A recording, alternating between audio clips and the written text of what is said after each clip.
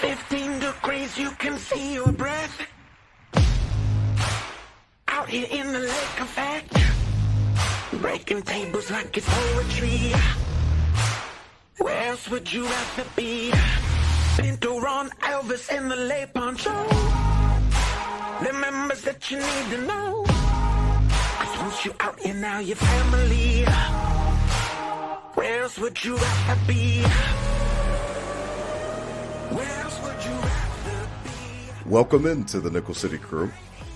I am your host, Rob Crippen. Please like us on Facebook and follow us on Instagram and Twitter at Nickel City Crew. This episode, along with all of our episodes, are presented by Crippen Legacy Entertainment here on Spreaker and StreamYard. We're so glad that you're joining us for some of your Buffalo Bills and NFL content again today. And as always, these are my Bills thoughts said out loud. It's a vibe so ridiculous. Since 12 plus 83 was 6. The shout rocking like a symphony. Where else would you rather be? All right, let's get straight to it. Really excited for tonight's episode, as always. It's been an interesting week for Bills Mafia, Nickel City Crew. I know I've gotten a lot of messages throughout the week since Sunday afternoon, and it's been just funny to kind of go through it and listen to some of the rhetoric and some of the conjecture and different things like that. And it's funny because a couple weeks ago, a longtime listener from the very beginning, one of my good friends from high school, shout out to A.O. Wood. He's down there in Florida now, Williamsville South, one of the fastest human beings I have ever seen in my life in person. I don't know Usain Bolt, haven't seen him run in person, but A.O. was a fast dude. And he had told me, he said, I love the show, love you and DT. Make sure that it doesn't sound like WGR. Make sure that it doesn't sound like a McDermott hate show. And it was funny when he gave me that constructive criticism, because I was like, well, that was coming off the Miami game. And I was like, I gave him his flowers. It was his magnum opus, his finest performance as a defensive coordinator and head coach of the Buffalo Bills. And it was funny because I feel that we've been fair to McDermott on this show. And I feel that we have kind of given him his just due when it's been due. Unfortunately, AO, you might want to shut off your podcast because, this episode may not be what you want to listen to. Riding shotgun tonight, as always, joining me, my co-host, Adam Dump Truck Rupsick. Check him out on Instagram. Holla at him, RUPCZYK, at Adam Rupsick on Instagram. DT, this was a tough one. This is a tough one. I've got to dissect it. I would be disingenuous to have a podcast and then not go through some of the things that have been going on in my head since Sunday's loss to the New England Patriots up in Foxborough. What's up, Rob? What's up, Nickel City? We're back. Tough. 4-3 looks bad. 4-3 looks bad, and we talked about it, and then we'll dig into everything tonight. 4-3 looks bad, but what a better week to kind of rebound. Short week, get this in the rear view as quick as possible, and move on to start getting back and stacking wins in the win column as, the tougher part of the schedule is coming up. Yeah. Anything we saw the past 3 weeks has been pretty rough. So 4-3, not looking good, but quick turnaround, quick bounce back. Let's get it in the rear view and keep moving. But Nickel City, this is the point, right, Rob? We're got a good guest tonight, and we talk about therapy and getting it off our chest, and this is what we had to do.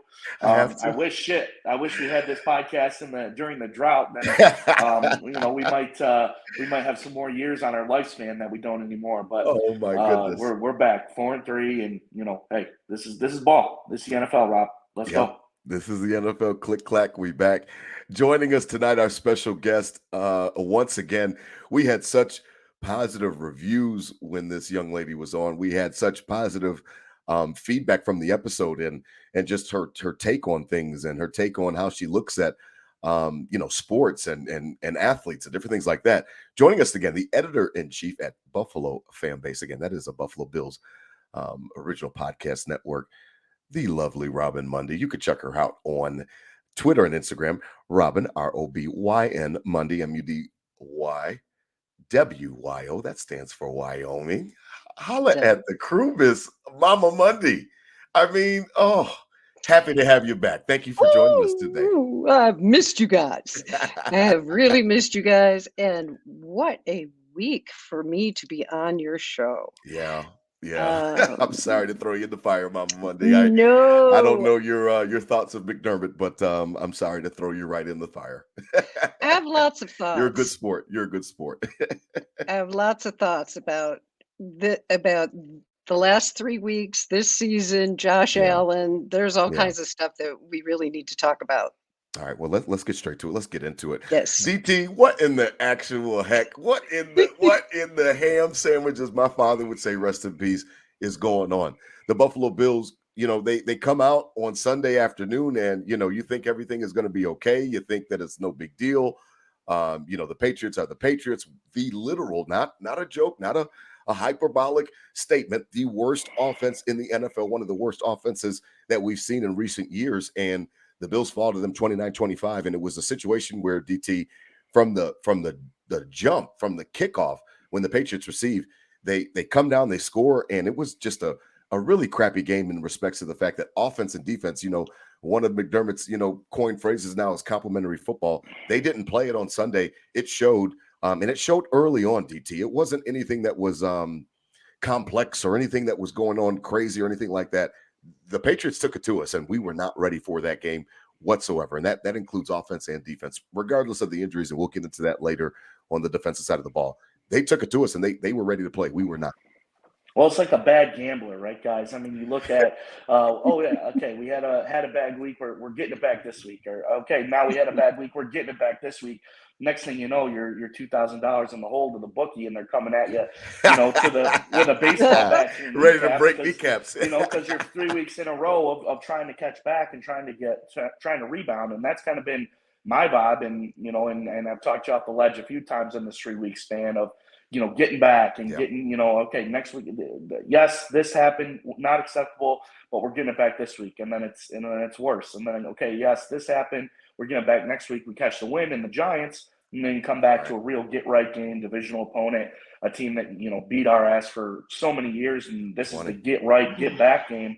And, it's the worst one of the three. So you said it early and often, we defer, a team that we're having trouble getting started. We're having trouble getting tempo, and we defer. I didn't like that decision on somewhere where you could come out and maybe punch them in the mouth early and keep it rolling.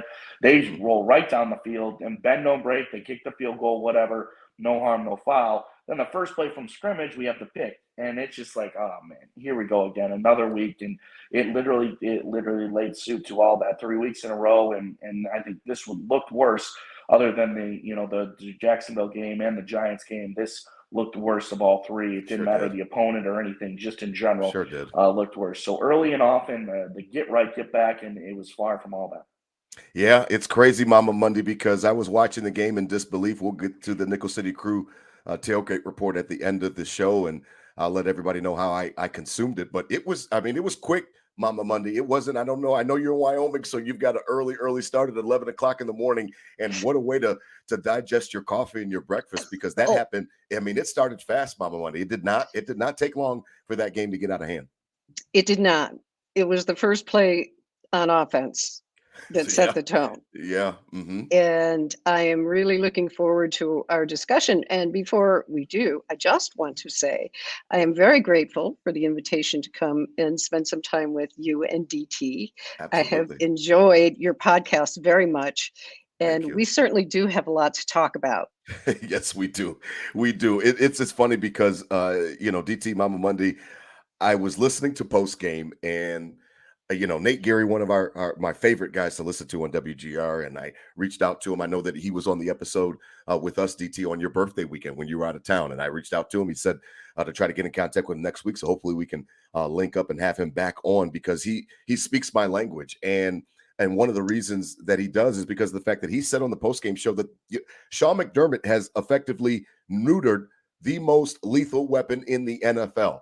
What do you always talk about, DT, about Josh Allen, about how he's insatiable, how he's so much fun to watch, how he's must see TV, he's the man. And why is he on the cover of Madden right behind me? He's not on the cover of Madden for acting and playing like Derek Carr or some type of pocket quarterback. or anything like that. He got on the cover of Madden because of the fact that he makes plays. He's free. He's a wild Bronco. I think Von Miller literally said that. I know Von Miller is into farming and horses and stuff like that. And he said he's like a wild Bronco. You can't tame a Bronco. Sean McDermott has really done a good job. They're playing slower. I listened to Jeremy White talking about the pace of play and how we're running 10 less plays now per game. And it's just a lot of stuff that's going on. I don't need sugar high Josh Allen, DT, like we talked about after week 1 in the Jets. However, I don't need Captain Checkdown. I don't need a reincarnation of Trent Edwards. And I know that Josh Allen obviously pushes the ball down the field more than that. I'm being, hyperbolic with that, but I don't need some type of conservative version of this guy because of the fact that the reason he's on the cover, the reason why Bills Mafia went so crazy for him is not only just because he jumps over linebackers and safeties, but because of the way that he plays. And we'll get into that with Robyn later because of his infectious nature, how he brings energy to the room. He brings energy to the sideline. All of that type of stuff is missing. He doesn't even look like the same quarterback. And I'm going to lay a lot at the coach's feet today, and I'll get into it and dig into it. But DT, correct me if I'm wrong. He would not be on the cover right behind me of Madden 24 if he was just a pocket passer and just another quarterback. Josh Allen is not just another quarterback. He isn't. Well, the reason for the hype, the reason for the spot is, like you said, Madden, and why he's Elvis in the city of Buffalo can't go to a Tim Hortons without being, mobbed like Taylor Swift or Elvis would be. It's because he is addicting and because he is crazy and he's a gamer and he was a winner and he says F it and makes plays. And, we last week our title was Identity Crisis. And I think that's where we're still kind of rolling into that. It's like you don't want him to take deep shots and go crazy and be sugar high Josh. But then, you also don't want him to be full on, check down and everything in the middle.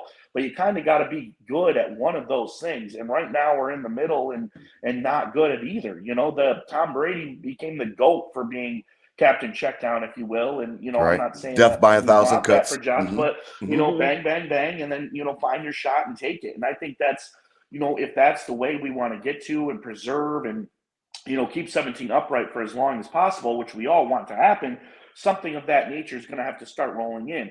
But right now, it feels like it's not in either direction. Like when we do, do the check downs and the trying to get comfortable and lull the game to sleep, we're not executing in that regard. Your playmakers and tight ends and other players aren't making plays in that regard. And then when we have to go deep and make those crazy plays, we're hesitant and not comfortable in those situations because we're not doing it all game. So I think, the identity crisis carries over again to this week of we're not good at either situation. I think, in reality, we're going to get more towards the check down vibe. And that doesn't mean, he has to be totally shut down, but we're not executing in that check down. So, why are we pushing for that when we knew kind of sugar high Josh does work? Obviously, it costs us in some cases, but it does work. So we're in that lull of what's going on.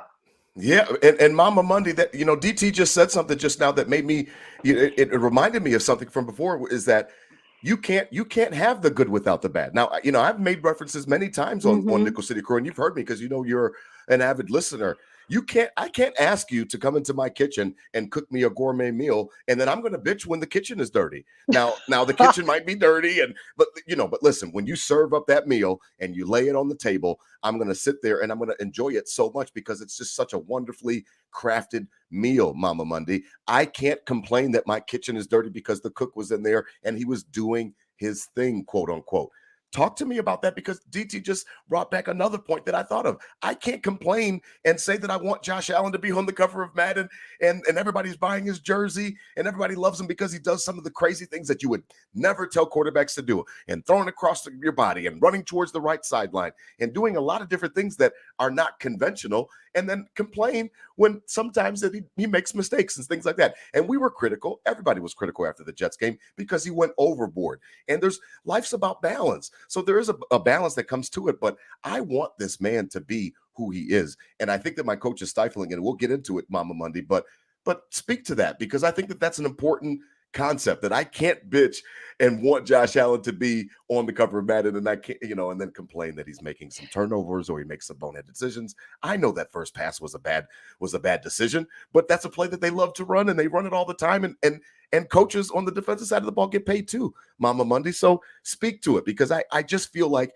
we have neutered this young man and really the coaching staff, because obviously we're just fans, so we have no say in it. No, we don't. But I think you both hit the excuse me, the nail on the head. The one thing that this speaks to when you're talking about finding balance. Okay, let me back up the truck just a moment here, because I get this question on Twitter all the time, like, who do you think you are that you understand all these psychological things? Well, I've been a psychotherapist since the early 1990s. Put some respect on the name. Put some respect on the name. Yeah. So I do have some of the background that is required to understand human behavior. And the one thing that we learn about as therapists is that you cannot change someone's innate personality. Okay. You cannot change their innate personality. And I have an example. Okay. Some of us are what we call hot reactors. Okay, that would be probably we have me. A personality I'll type. That would be me. I don't know about DT, but I definitely am a hot he's reactor. More calm. DT's more calm. Yeah, he's more the slow burn. So the slow burn people deal with things one way. Hot reactors deal with things in a completely different way. Head if on. you are trying to teach Josh Allen how to be Tom Brady, it will never work. Ooh, say it again for the people in the back. I love it. It will never work. The best you can hope for when you're trying to modulate like sugar high Josh, that I agree with you. We don't want to see sugar high Josh. That was a disaster. And I think what happened was the pendulum swung too much the other way. Absolutely. And Josh got, and I'll get into this later on when we talk about it more, but Josh got some bad advice. Okay. In terms of how to deal with his sugar high emotions, because you can't, this low positive thing that we're going to talk about later. Okay. Let's just get that like right off the table now. It's hogwash. It's hogwash. It's total hogwash. And Josh, quite frankly, I think right now is confused. Because he's got so many people trying to tell him this is how you have to be, instead of letting him be who he is and work within the context of his personality. In other words, you don't try to turn him into Tom Brady. You try to turn him into being the most effective Josh Allen that Josh Allen can be. And we'll go on. That's my take on that. I love it. It's interesting because, DT, I was listening, yesterday, I'm an avid WGR listener. Nickel City Crew knows that. And listen to some of the press conferences and stuff like that. And some of the stuff I had to just turn off, to be quite honest with you, DT. But it was important to me that, I'm concerned when it comes to McDermott, DT. I'm concerned that I don't want you meddling in the offense. So here's what I mean by that. I'm sure, they gave an example of Mike McDaniel, who was a brilliant offensive mind, and Kyle Shanahan. And it was funny because they had brought up a time where Mike Pettin, our former defensive coordinator, was a head coach for the Cleveland Browns. And he looked at Kyle Shanahan, DT, and he had said, hey, listen, I want to run right here. They were right down towards the goal line or something like that. Jeremy White was saying on WGR. And Shanahan looked at him and just stared at him with that look. And then Mike Pettin backed off and he said, okay, I trust you. And I thought that was really important. I don't know how much Sean McDermott trusts the actual offensive coordinator. I don't know how much he trusts the actual direction of the offense. And he actually spoke on it yesterday when he used the phrase, he said, I want the offense to look like what I want it to look like. And, there was some pushback on WGR and I was listening to it and, don't all head coaches want some type of say and different things like that. And then they brought up the Mike McDaniel, Vic Fangio comparison. Listen, I think that if you are secure as a coach, okay, and it doesn't have to be, I'm not questioning manhood or anything like that, DT. If you're secure as a coach, I know what I know. I cut my teeth under the late Jim Johnson in Philadelphia. I became a defensive coordinator in Carolina where I'm here in Charlotte and built my resume and built my resume up to the point that the Pagulas hired me to be the head coach.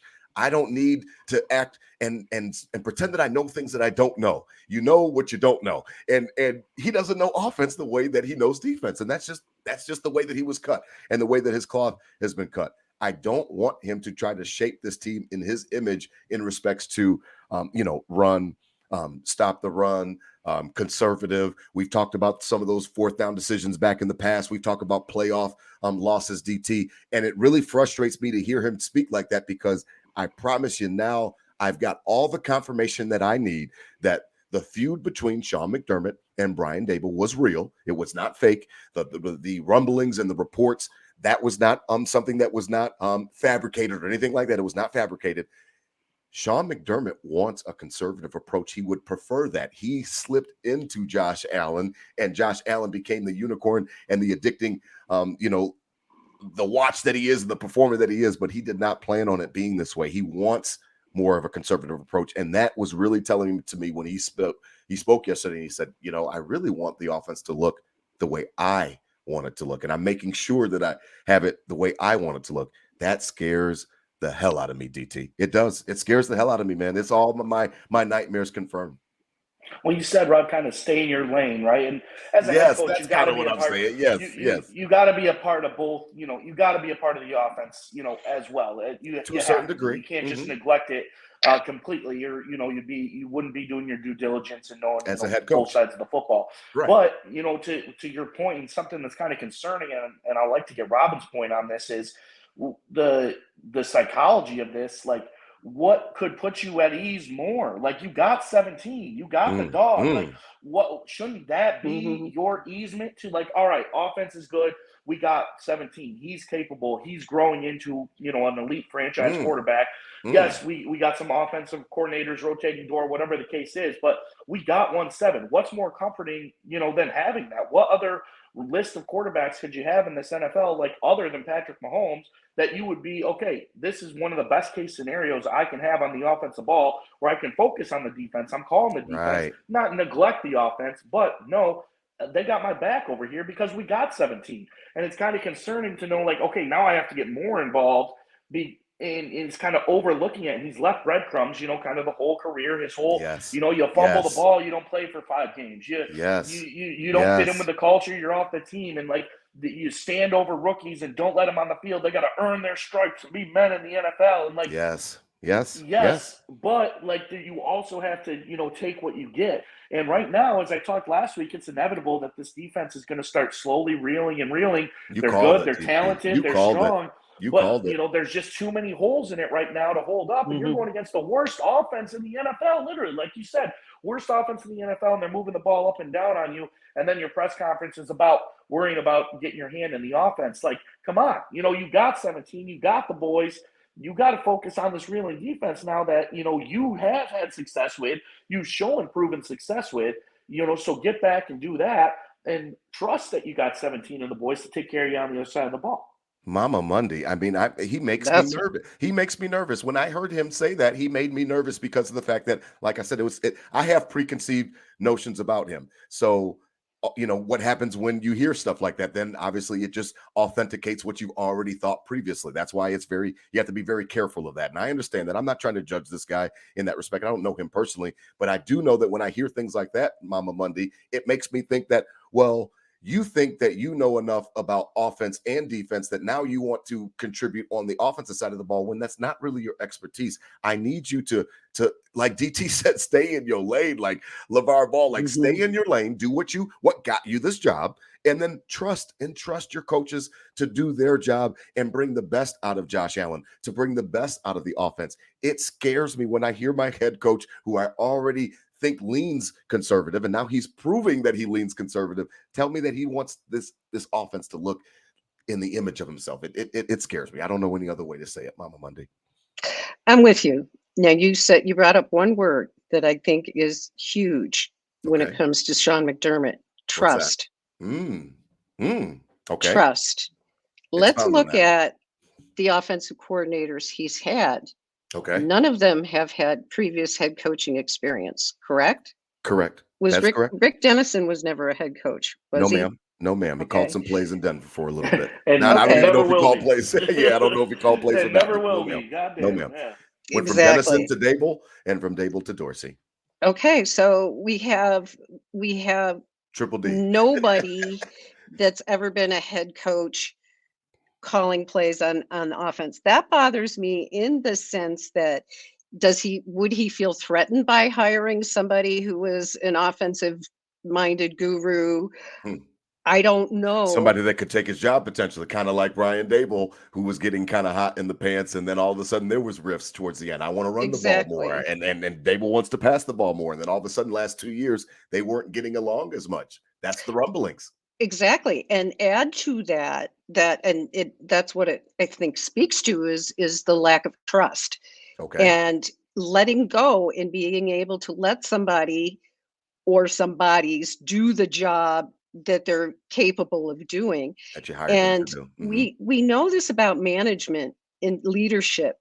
If you don't trust the people that you are delegating responsibility to, this is going to be a problem, and we're starting to see that right now. The conversations are about what's with Dorsey. Is Dorsey just his doormat? Is this or what's Josh's going friend. on? We brought those things up. Josh's Right. friend. Josh had handpicked him. Right. So the bottom line is, I think McDermott needs to examine within himself some of the issues that he may have in terms of trust and letting go. Okay. And allowing people to be who they are. He talks the talk, but I'm not seeing him walk the walk in that regard. Yeah. And I will say, I will go on record in saying, and those who know me know this, that I adore Sean McDermott for the good things that he has brought to our team, which is playoffs, which is winning, a winning culture. I've been all about team culture for the last 20 years. Trust the process. Yes. Exactly. I get all of that, but you still have to trust the people too. Yeah. In terms of not just trusting the process, you have to trust the people. And the other thing I would just add to this is that I sense, because I picked this up in his presser from yesterday, just a quick sort of comment that he made about defensive-minded head coaches. Okay. I think there is some animosity in the league right now, because we hear this all the time right now. Oh, the head coach needs to be an offensive coordinator. Yes. We hear this over and over and over again. You don't think that makes guys like Sean McDermott defensive? Absolutely. Yes. They're ego driven. No pun intended. Yes, we are ego driven. Speak on it, DT, because that's true. Yeah. No, and that's exactly it. You want your head coach to have some ego. You got to have some swagger and ego on your squad, to run a football team full of, grown ass gladiators. Like alpha men. Alpha men. They've been the best of the best. You have to be more alpha. You have to have a big ego. I'm not telling him to, to neuter himself and not have a personality or anything like that. But yes, it's that fine line we battled of, like creating that culture and being uniformed and, almost army-like in uniform. Militant. And the bag, the balance of that. And then I will never let anybody in the door. I will never let another idea come across my desk because I'm building this culture. I'm doing this. And and as I said earlier, when you got somebody like 17, when you have a once in a lifetime player, like you have to be able to, embrace it, to mold that and feel that. And, we talk maybe an offensive coach is better for that because they know the tricks and the pulls, and that's what Daboll might have been, better in with that. But the point I want to bring up now is this season, even the 3 games, they dominated the 3 games. So we come off the loss, and then they rattle off 3 dominating wins. Those weren't, those still weren't the offense we were used to seeing, when they were dominating. Like the Dolphins game, they scored a lot of points, but it was still pretty black and white, up and down, nothing crazy. Playmakers weren't getting involved, very vanilla offenses. We scored a lot of points. Stephon Diggs went off, defense played well. Stephon Diggs played great. And, the offense was able to just convert with what they had. But even those 3 games, so it's like the hey, it's all good, DT, it would be saying, hey, remember those games we were killing teams? Like, we got it in us, we're good. But those games were very vanilla. we got the wins against bad teams. Right. And then you come out and, now we're losing to bad teams with still the same kind of vibe and the game plan and the role. So that balance of, we need your ego, we need some sort of militance, if you will. But then you have to know when there's once in a lifetime situations happening in front of you that, get off a little, recognize it, see how it goes, Mm-hmm. and use that to your advantage, as opposed to, I'm not letting it cross my desk because, I'm the dude here. Yeah, I mean, you both have, you both are pulling on my heartstrings in respects to how I have viewed McDermott, because you both made comments that stuck with me, that I've said in the past. I used to call him WGR many, many times. This was after 13 seconds. And, and Robyn, you said something about he talks the talk. And I'm like, this man is fooling us. And what I meant by that was that, he's got the great monikers. And yes, trust the process sounds great. You can put it on a t-shirt, you can put it on a car flag, and it'll wave in the wind. And it looks great and it sounds great. And I understand that. However, every single coach during the drought had a moniker. Every single coach had a culture that they were trying to bring in. Sean McDermott is a more lifelike, and he's got more attitude and bravado than Dick Duran, I would call the radio station and say. However, he is more professional than Rex Ryan, and he doesn't eat dog biscuits, and he's not going to wear a Clemson helmet to practice. And I've said that many times, and I would call to make the point. The overall arching point was that he is them. They are him. He is a conservative defensive coach who likes to run and stop the run. He likes to run the ball, and he speaks about it. Complementary football. Do the Kansas City Chiefs run complementary football, DT? Do they care about the run game, Mama Mundy? Do they care about any of that? No, they go after their strengths, and they accentuate their strengths. And then what has it gotten them? 2 Super Bowls, 3 Super Bowl appearances. Things that the Buffalo Bills in this era have not done yet. We haven't even been to the Super Bowl. The closest thing was 13 seconds. And after 13 seconds, I was so upset with McDermott because of the fact that I didn't care if he called the calls or if Leslie Frazier called the calls. I wanted him to pull rank. I wanted him to have the wherewithal, since he's on the defensive side of the ball, to say we are not going to play prevent defense at this moment, because it's going to just invite them to get that 3 points that they need. I am deathly scared of this young man because of the fact that I just don't know where he stands. It's funny because the Miami game, DT, that you talked about, he scored points. He let the offense run wild that day. So why was that? He let the offense run wild because he had a defense against a great offense, and he didn't know exactly if they would be able to hold up. And what happened in that game? They started out 14-14. He let the offense keep going. And then what happened? All of a sudden, we talked about it a couple episodes ago, we blew them out. We demoralized them. All we needed was a couple of stops because we kept scoring. The job of the offense is to score points. And it feels like against the Giants, and last week against the Patriots, is that he wants to play this ball control game because, okay, well, my defense is a little hurt.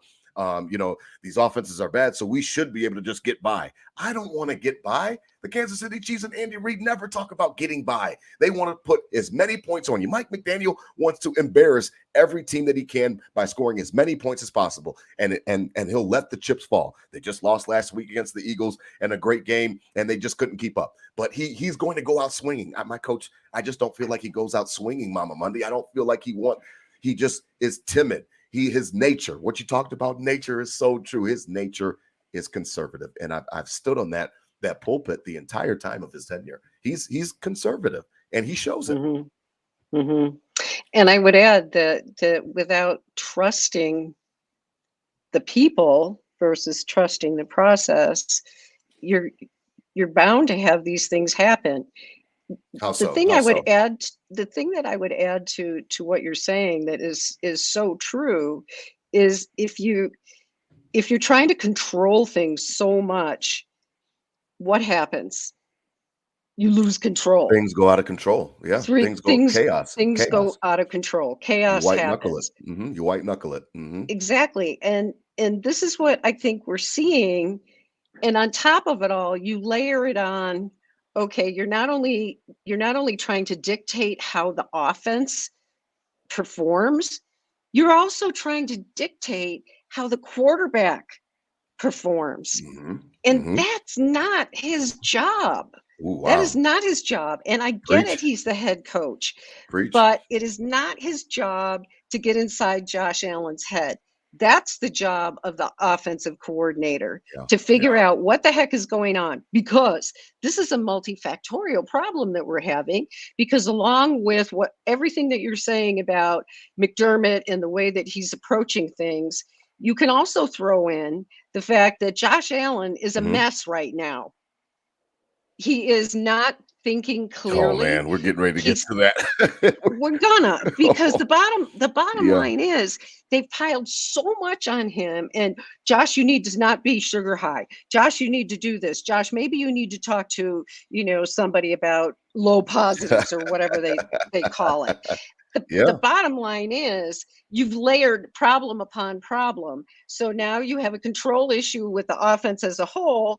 And it would appear you're having somewhat, because you are the head coach, of a control issue in terms of figuring out the right balance of how to let that quarterback, let that Bronco, that wild Bronco, be who he is and be the best. He talks about this. Be the best version of yourself.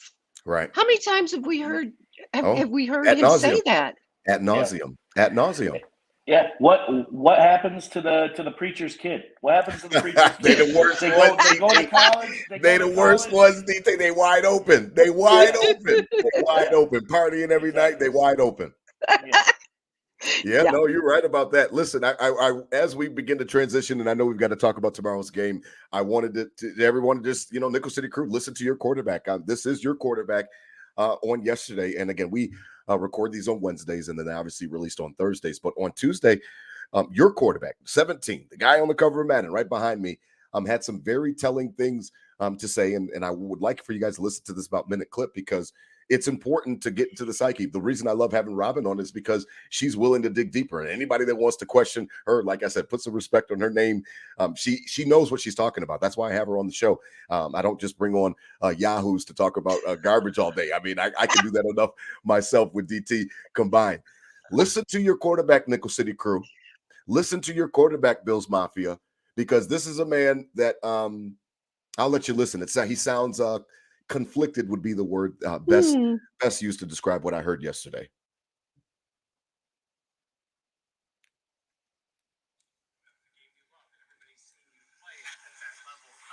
we talk about energy and pace and all those things that go with it. People look to you a lot to see the way you play with a joy and the way you play the game. Can that only come when you're having success, or is that like a mindset you can bring to a game of maybe going in with lack of a better way to say it, not a better attitude, a positive attitude?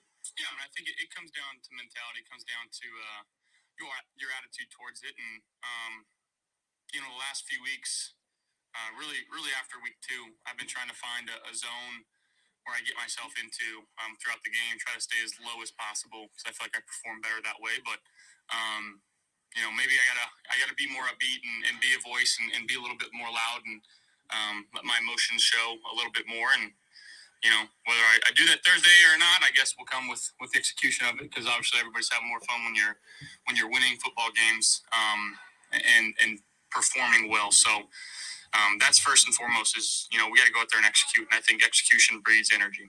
Why did you set the low? Why did you set as low as possible? Yeah. What was the philosophy or approach behind that? I'm just trying to stay, in this state called low positive, where your energy is not super high and you're allowing your mind to think and be free and just stay on top of everything, because obviously as a quarterback there's a lot of things going through our mind. So if I can limit myself and my energy and my heart rate, I feel like I can maybe think a little bit more. But who knows? Maybe I need to think a little bit less and just play football. Now, I mean, DT, you heard him at the end. He said, "Wait, I think a little bit more," and then he says, "But maybe I need to think a little less." Like he doesn't even know what he wants. Just kept going back and forth. If I can say anything, it's let's stress what we've talked about all day today. Parrot. He's not. This isn't 17 talking. Thank you. This isn't 17 talking here. Like low positive. I need to. We've talked about Josh Allen has made his life. He made with going from no offers and believing in himself by he knows he's a baller. He knows he's a gamer. He knows he's got dog in him. And now he's up at the podium after a couple rough losses saying, like, oh, I'm just trying to get on a zero Low heartbeat positive. so I perform better. Lowering his heart rate. Who is telling him this? This is Parrot. He is Yeah. repeating what has been pushed into his head. And like Robyn said earlier, there's so many things. Go this way, go this way, go this way, go this way. And he's like, damn, I thought I was just out here being a gamer, being a baller. Now I got to do all this other shit. And now I have to act like I'm relaying that, so maybe this is a subconscious call for help. 17 is saying, like, I'm low positive. And obviously, Von Miller says he's a stallion. He knows he's a stallion. We all know Josh is on the cover of Madden because he's crazy. And then he's at the podium after a couple losses saying, I don't want to have a heartbeat when I'm playing. DT at the end of the press conference, a couple minutes right after that, he said, I've been speaking to someone externally. So he gave the breadcrumbs. He left the breadcrumbs. Mama Mundy, you have the floor. You are the professional. We are not. We are all, we got our conjecture. We've got our ideas. I think that it is Sean McDermott that has been meddling in the offense, has been trying to get something out of the offense that he has wanted since the day Brian Daboll left. That's why I named the episode the way I did. And I would love for you to just speak to Bills Mafia, speak to Nickel City Crew about what you just heard, and you know better than us what to listen to. And if me and DT heard clues in there, I know you heard some things, but it really sounded weird. He sounds conflicted. I am so sorry. He sounds like he doesn't know which way is up, Mama Mundy. At this point, I don't think he does, because I do think he's been told by so many people, you need to do this and you need to do that, rather than and when he spoke to speaking to someone externally, I can only think that was a sports psychologist, Absolutely. perhaps, Yeah. whatever. Yeah. Well, let me get on my soapbox a bit, because sports psychologists may be poorly trained as therapists. Okay. Their education and their experience is all around sports performance. Okay. And I would postulate that that's not necessary, that you must be a good therapist before you become a sports therapist. In other words, what it sounds like to me is somebody who is a cardiologist but not a good doctor. Okay, just because you have all these pedigrees does not make you effective at what you're doing. And I would argue that, because I hear this all the time, well, it's such a specialty and we have to focus on only the sports aspect. No, you have to focus on being a good therapist. And being a good therapist means you have to listen to your client.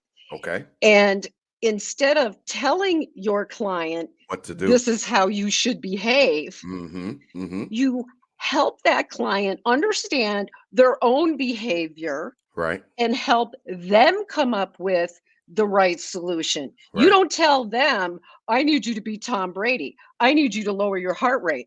I need you to be low positive. Low positive, yeah. Okay. I mean, I don't even know what that shit is.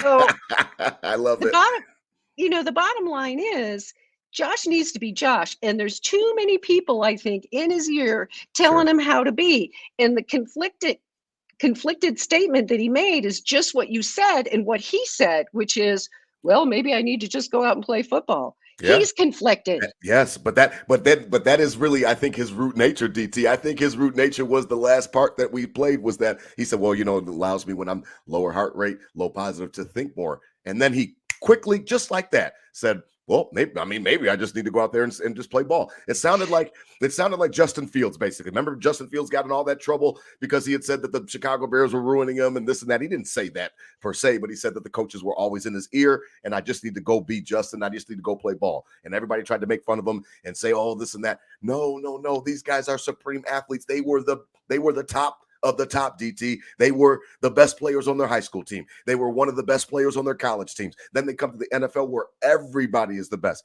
How do you gain your edge? How do you gain that extra inch, that extra little that makes you separate from the rest? And for Josh Allen, it was a young kid from Fireball, goes to community college, no scholarships, then goes to Wyoming, inaccurate. Everybody's wondering about him, but he's got this strong arm. He's got, some legs to him, some mobility. The Bills take a chance on him, and he blows up after his rookie year. And what do you guys do as the Buffalo Bills, DT, we enjoyed the best success under Brian Daboll with him because Brian Daboll understood Josh Allen, told him what he needed from him professionally. You know, I can't have you throwing 4 picks against New England the second year, but guess what? I'm going to let you do what you need to do. I'm going to call design runs. I'm going to call trick plays. I'm going to do different things to help the game come easier to you. So that way we can accentuate the best things of you. And the best things of him is why he's literally behind me on this Madden 24 cover, because when he's in his zone, when he is Josh Allen, he's one of the best that we've ever seen play the quarterback position.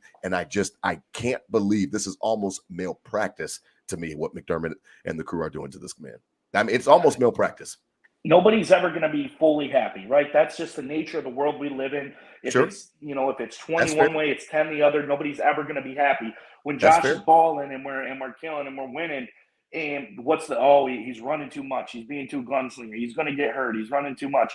Now he's not doing any of that shit, and everybody's like, this dude sucks. And it's, you know, let him run. They say let Josh free. Let him free. Let Josh free. It's got to be the happy medium. You're never going to make anybody happy, but. You know, I'll take people saying he's got to run less way over what we've been dealing with the past 3 weeks and the reckless shit people are saying out there right now. You know, like not everyone's ever going to be happy no matter what you do, unless you win 7 Super Bowls in a row.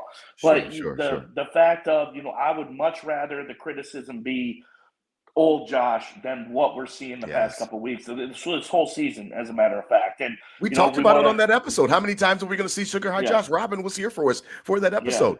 I mean, how many times? So we'll see it 3 times a year. Well, then hopefully, like Robyn said, hopefully it's not in the Super Bowl. Hopefully it's not in the AFC Championship game. But I still want him to be himself.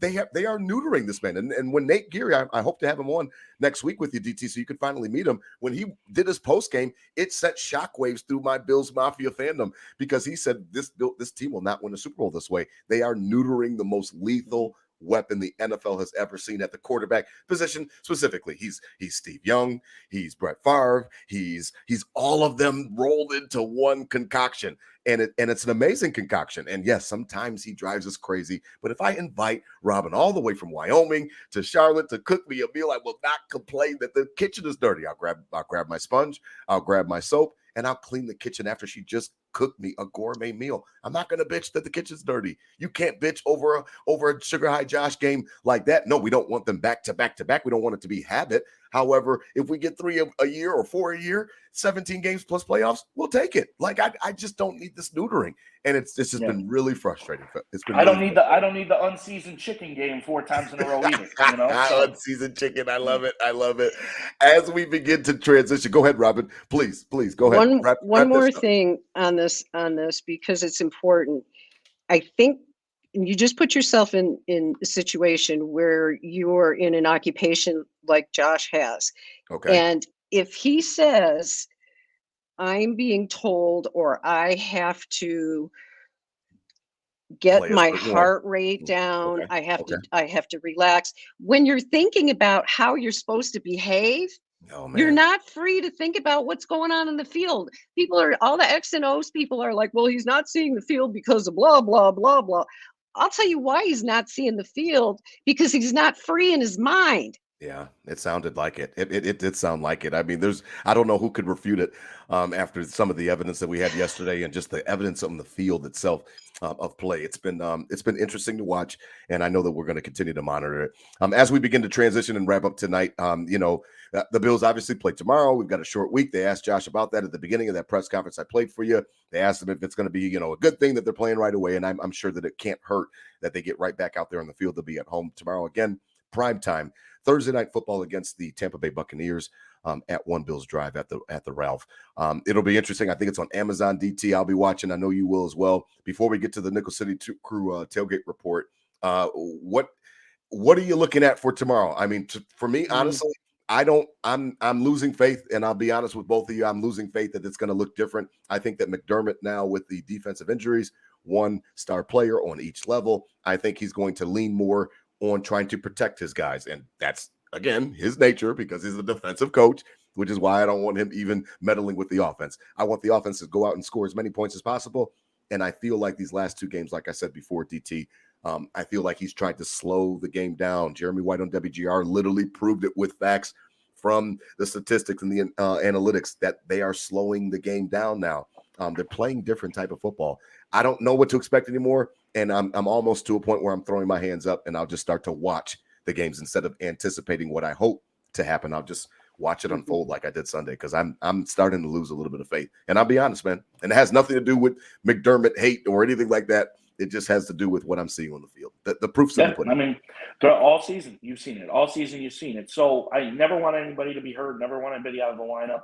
Dawson Knox has not performed this year up to our standards, but he's been a big part of the success of this team and getting Josh rolling anyway. He's out. Wrist surgery. Kincaid's in. Quentin Morris is out. This 12 personnel bullshit might be put to bed Finally, this week run some because it literally has to be. They literally don't have another tight end. That's Reggie Gilliam, or they're forced back to do what they wanted. Yeah, So they're done with 12 personnel this week. Looking for up tempo, quick rolling. If we win the toss, take the freaking ball and go down there and get up 14-0 on these bitches early, and let's get rerouted. And let's get back somewhat. We're not all the way back, beating an NFC team on a Thursday night, whatever. Right. But we need that. We need some tempo. Morale. It's good for morale. Resilience. It's good for morale. And going into a mini bye week of what after Cincinnati. This is some real meat on the schedule. There's some real meat on the schedule coming up. You have to get out a quick start, quick tempo, take the ball first, get loose and get back. So that's what I'm hoping for. I don't blame you, Rob, for not expecting anything different.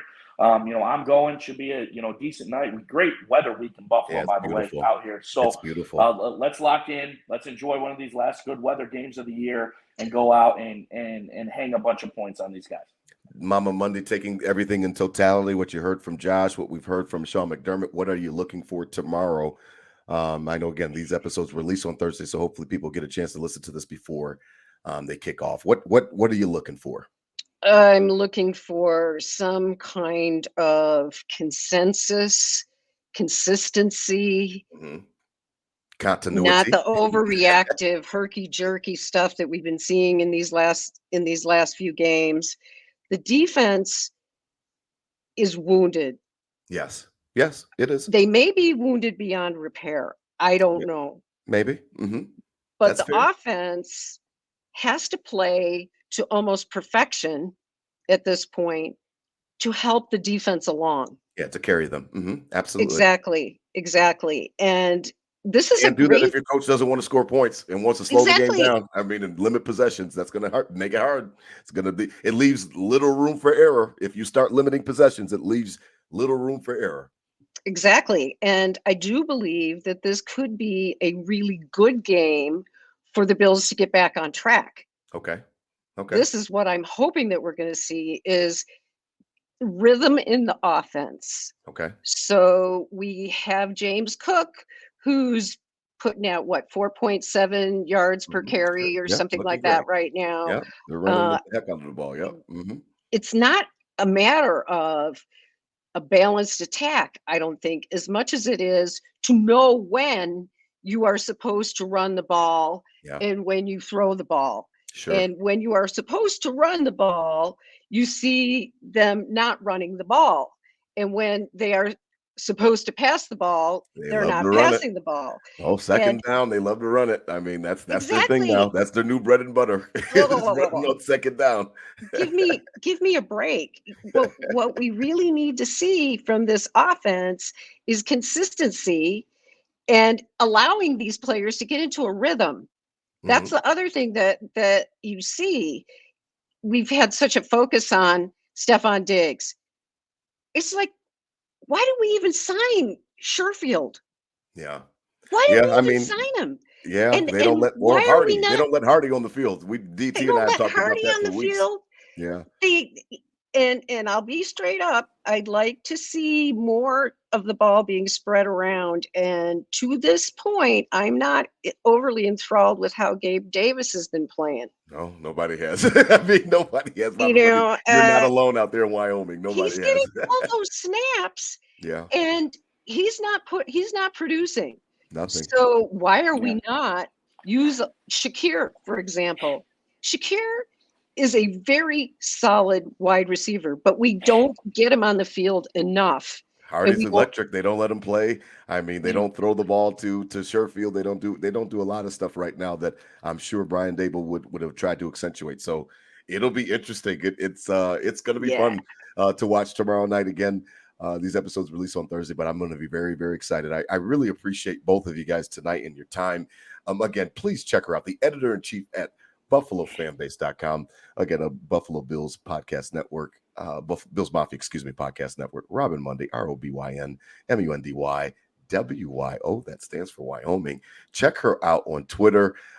We love you, Mama Monday. Before we get to the tailgate report, we just wanted to thank you again because your insight means a lot. And I know that I'm going to listen to this episode at least 2 or 3 times because I just love listening to you break down the brain, because I do think that our quarterback is confused. I think that he's conflicted. I think he's got a lot going on right now. And I think that it kind of shows in his play. It shows in the way, like DT spoke about, like he's not sure how he's even supposed to address the media anymore. And he's supposed to convey a certain type of person. And the key thing that's going to stick with me, if you try to tell somebody how to act, they're going to be thinking about that and not what they got to be thinking about. And that's just the most backward shit that I've ever heard ever. So I know that you're on to something for sure. We really appreciate your time again tonight. I love being with you guys. Seriously, I love you, DT. I love your perspective. You like ground me when I listen to. He does. He grounds he's a good me. guy. Yeah, he is grounded. And it helps because I was about ready. Somebody had to pick me off the ceiling after that game against the Patriots. It was everything. We're very similar, Robyn. We're very similar. I'm a little bit crazier than DT. DT always is talking me off ledges. He's been doing it for since the beginning of the crew. So I do appreciate his levity and his thank you, DT. Situations. Yeah, absolutely. All right. Well, as we transition tonight to wrap up. The Nickel City Crew Tailgate Report. Again, it's been getting great hits. DT, you saw my photo dump and the video dump last week. Everybody seems to be enjoying it on Instagram, and I've got to find a way to parlay that onto Twitter as well. But we've had a great time with it. Again, the Nickel City Crew Tailgate Report, it's presented by 26 Shirts here on the Buffalo Fan Base. Again, the Bills Mafia podcast network that we simulcast on, Head on over to 26shirts.com for all the latest Buffalo Bills themed t-shirts. Again, they all support a great cause. All portions of the proceeds go to families in need, children in need. They've got great designers creating those shirts. And I told you, DT, I'm trying to work with the Godfather to get us a little click clack we back t-shirt and trying to get that in the works. So we're working on that as well. But DT, I mean, my weekend was crazy. It was jam-packed. You already know how it is with the Kings. I've got 3 Kings and they take up a lot of my time. Bobby was in the playoffs. Had another football game on Saturday, and then it was Nate's birthday party weekend. His birthday was Monday, but it was his party weekend, so we had just tons of stuff going on. And Saturday was filled of events. And then Sunday comes around, and I get told by my ex-wife that I got to take Bobby to my brother's house for my nephew's birthday party because they are a couple weeks apart, and like I got to take him over there. And then I said, well, what time's the party start? And then she says 1:00. My eyes get big. I'm like, are you effing kidding me? And she's like, yeah. I mean, that's them. You know, they're doing it at 1:00. I'm like, oh my God. So Bobby, we got to get in the car. I've got to get ready to go. I got it streaming DT. And then I drop him off and I have to pick him back up. What time do I have to pick him back up at? 4:00, of course. So you know what I mean? So I rushed back home and I watched the game, DT streaming it right in my garage. Right before I went back to pick up Bobby from my nephew's party. But it was crazy just watching it, consuming it. Obviously, like Robyn, I was disappointed. I could have, I was yelling, to say the least. I was yelling a lot. But I'm interested to know how you enjoyed the game because I was just down here just doing daddy duty and kind of just chilling out, man, and chilled in the garage for the actual game itself. Well, I had kind of an opposite weekend of. Yes, you did. I was out in Minnesota, out in Minneapolis with Nickel City faithfuls, Kai and Paige, big Vikings fans of the program. They go out to one game a year, and I tagged along to kind of see the city and what it was about. And Vikings 49ers Monday night, so had a great weekend. Flew out there early Saturday. Hit the Mall of America, did all that. Oh, beautiful. Went to Manny's Steakhouse downtown Minneapolis Saturday night. Rob, wait till I send you this picture of this tomahawk. Oh, DT, my God. This is, man, major. boy, this is, they do it right out there. Yeah. fat. make you This want to thing fall was in love. fat. Yeah. Oh, it was good. It was good. And then Sunday rolled up. I knew I was talking shit trying to get a Bills Trying to get to a bar Bills out bar. there. You wanted to look for a Bills bar.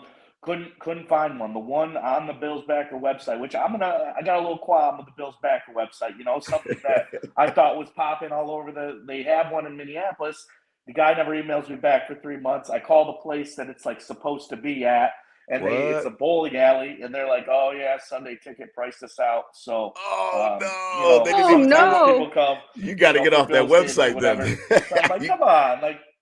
So I was a little disappointed. Had a beautiful Airbnb though, so we just did it right. Got the shrimp cocktail going, got it rolling, and watched the game from the Airbnb, which was good. Nice, relaxing Sunday. Cool. Obviously, the game went tough, but it was probably the best situation to be in on vacation, not in Buffalo, not up to turn on WGR, not dark at 5 o'clock, where I'm like, an hour behind there. So games at noon, we roll on and have a good night. And so it was the best situation I could have been in to handle the loss, I'd say. But good weekend out there. And then, Monday, I got to give props to, the Vikings. Go out there, beat the 49ers on Monday Night Football. And what an electric setup they got out there in Minneapolis. I mean, there's nothing like the Ralph on third down and getting rowdy. And I wouldn't trade it for the world, obviously. But, the presentation and the stadium and the vibe and the fireworks and the oh my gosh, it's like so next level, from what we see of, who Andre Reed this week. Hey, where would you rather be? And then it's like, this is next level stuff, So, and they come out and shout out to, this is the NFL. So we talk about the Bills getting back on track, and any given Sunday, any given Monday, any given Thursday, these teams can beat each other. They're all professionals, and and it was a perfect example with the Minnesota Vikings, and a perfect team win led by their quarterback Kirk Cousins, and Justin Jefferson, the best receiver in football, is out, and they still find a way to beat one of the best teams in the NFL. So.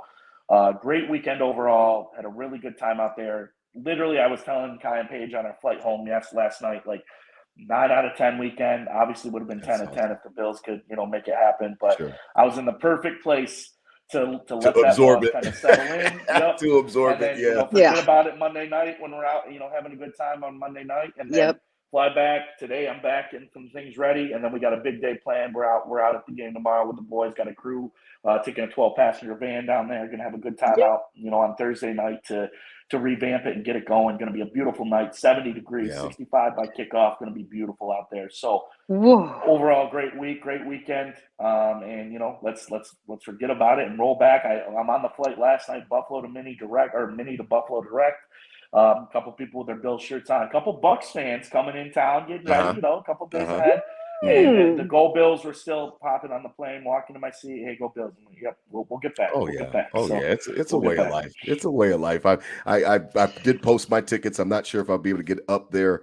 If they sell, obviously I won't. But there's still it's just always an itch, Robyn. I just can't. It's been like that. I called my ex-wife. I was like, listen, I might dip tomorrow. You know what I mean? In the morning, early in the morning. And can you take the boys to practice? And so I don't know necessarily. I won't officially say I'm going, or officially say I won't, but I did post the tickets just in case I can't go, because I've got a lot going on down here, and it's the last week of football for Bobby, and last practice tomorrow, and then the final playoff game Saturday. So we'll see. Mama Mundy, how did you enjoy it out in Wyoming? I'm interested because DT just experienced the Bills game an hour before. You're 2 hours before, so your 1 o'clock is 11 o'clock Eastern, and I mean.